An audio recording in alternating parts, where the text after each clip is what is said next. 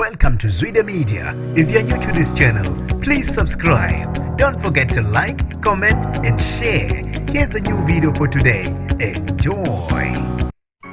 Kuphazamiseke ukufunda kwama yonke into eskoleni emazweni Ndoda High Enzinga empendle Khayiza uthisha wesifazane emva kokuthi abafundi bemfakele umgwinyo esibuzweni sakhe. Sanibona nginibingelele ngiphinde nginamukele kuphina kuphi alanibula khona le video. Mangoqala sijona leli khasi wamwelekele igama lami ngosibonga konke wakandwande Mothanda ungangibiza intatheli ka YouTube. Ngokuthola kwelinye lamaphephandaba uthisha ofakelwe umgwinyo esolwa abafundi ngokweyisa nangokubathela induku ize noma induku savumelekile ekoleni bebeke sebehlangana abafundi abayidlazana bambophele itulo ukuthi ke uma ebacela kuba beyomthengela isiphuzo esitoro babeke sebeqhamuka nesu lokumfakela umgwenyo waphuza engaboni. Kubizwe umhlangano ophuthumayo abazali nesigungu esilawula isikole ukuzama ukudambisa isimo njengoba bese kuphazamiseke yonke into. Uhlalo walesigungu ongathandanga ukudalulwa ozibizo ngo-NKEK Mtshali kupheleke uqinisekisile ukuthi ngempela isidumo esinjengalesi sibe khona